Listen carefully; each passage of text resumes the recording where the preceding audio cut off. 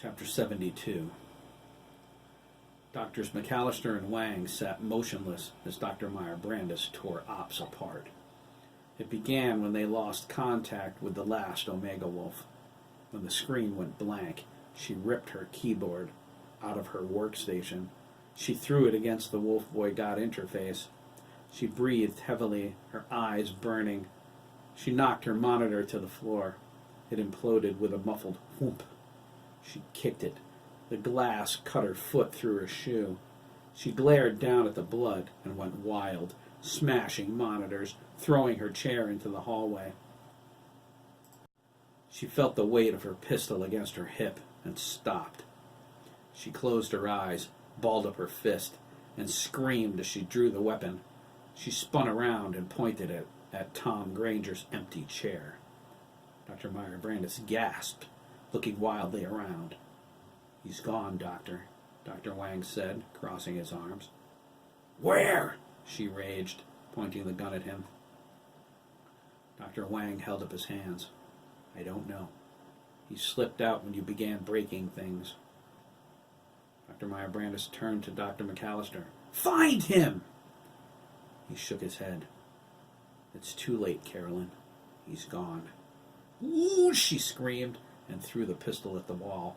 It shattered a dial and fell to the floor, landing by her feet. A moment later, the complex went black. In the hallway, red emergency lights whirled and flashed.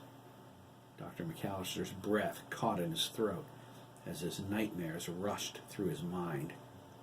He felt a tight fist of dread clamp around his heart. He began to sweat profusely. He looked at Dr. Meyer-Brandes, terrified, his mouth hanging open. She knelt down and picked up her pistol.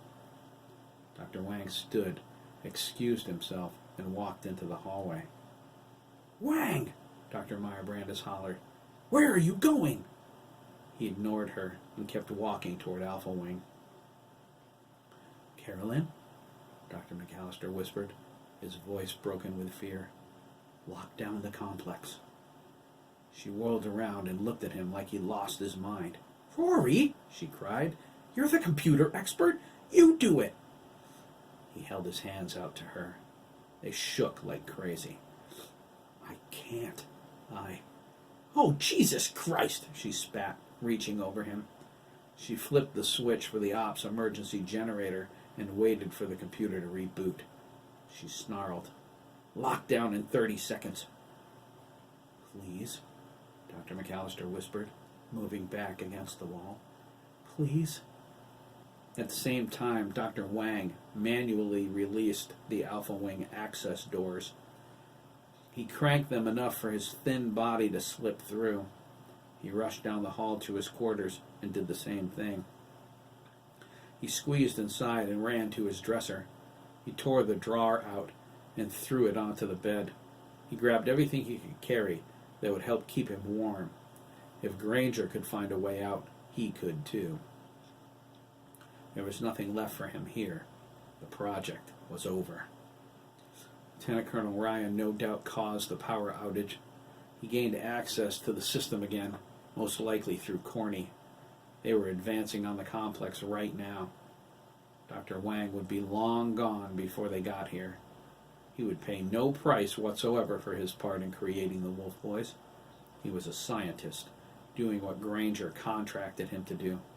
If the United States government didn't understand that, and they probably wouldn't, why should he care? He wasn't going to explain himself to anyone. He was going to disappear. Dr. Wang grabbed his goose-down parka out of the closet. He headed into the hallway with a bundle of clothes under his arm. He would dress warmer once he was far enough away from the complex to ensure they couldn't catch him. It was simple. With his expertise in cybernetic technology, a dozen countries would grant him sanctuary.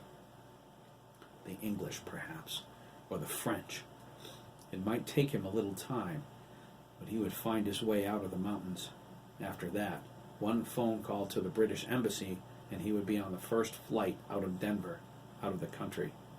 Yes, simple. It would have been so simple. Dr. Wang was barely down the hall from his quarters when he heard a strange sound. He spotted a shadowy figure ahead with an unmistakable silhouette. It whirred and clicked in the darkened passage. Wang slowly backed up, his heart thumping in his chest. He dropped his clothes and fell against the wall. Billy Ramsey came into focus, his human eye wide with glee. His implant lens twisted as it focused in on the doctor's terrified expression. He leaned toward the scientist, blood running from the hole in his forehead. It flowed down his face in lines like gruesome war paint. "Going somewhere, Doctor?" Billy asked, raising his clawed hand. Dr. Wang whimpered. Billy brought his claw down, slicing the doctor clean through from his right shoulder to his opposite hip, cutting him in half. His internal organs spilled onto the floor with a splat. Billy hoisted his upper half and looked deep into his shocked, dying expression. "That's for every year I lived in hell, you bastard," Billy growled and dropped him on the floor. Dr. Wang died, quivering. Billy walked away toward the pool where Michael, Derek, and Nathan waited for him. He smiled, showing them the blood on his claws.